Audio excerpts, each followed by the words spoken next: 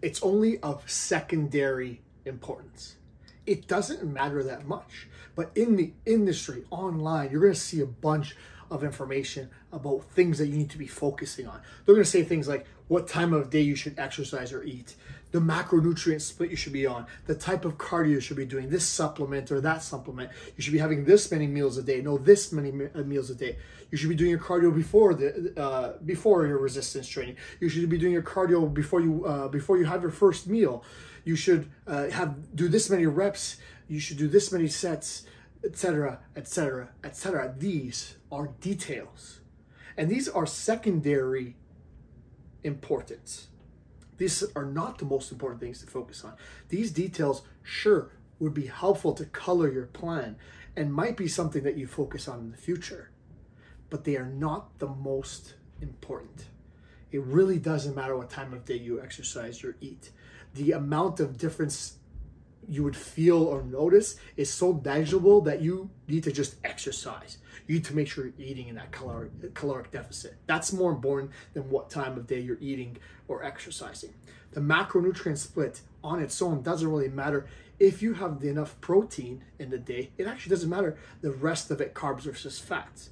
Now, does that mean that if you're doing more high intensity versus low intensity exercise, one is going to be more helpful than the other? Yes, there's going to be a situation that we need to talk to you about that. But if you're not exercising at all, it actually doesn't matter. Probably should focus on getting exercising first and then looking to fuel your workouts for a specific way. But that doesn't happen till later down the road. What kind of supplements you have? There probably is a few baseline supplements that you might want to have, but it's probably of more importance to do something else. Same thing with deciding what kind of cardio you should be doing, how many meals you should have per day. All the studies are showing it actually doesn't matter that much, or in some cases, not at all. So it's not important for you to be focusing on this, how many reps and sets. The fact that you're not exercising already 2 or 3 times a week, it doesn't matter if you go that one time a week and you're doing the optimal amount of reps and sets, 8 reps, 20 sets. The most important thing is find something that's effective for you and your lifestyle and your circumstance. Even more important, something that's sustainable, something that you can keep doing yourself, or you can continue to do it. Something that maybe you even find enjoyable, so it helps you to maintain consistency, because consistency has more of an influence on your results than the details that we were just talking about. Focus on things that have return on investment, a high ROI for those business people. Those are the big rocks, as we've called them before. Making sure you're in a calorie deficit is more important than making sure you have the right amount of grams per carbs per day. You're putting the cart before the horse if you're worrying about grams of carbs before you're making sure your calorie balance is in check. Then maybe down the road in a week or two, then start focusing on protein.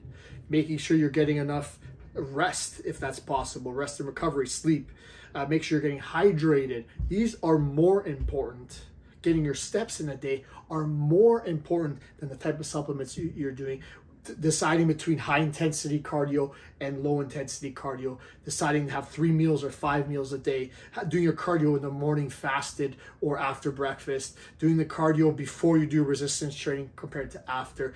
Yes, there's a way to optimize things, but just start the things before you try to optimize them. Focus on doing the big rocks. Focus on the big important items before you start focusing on those of secondary importance.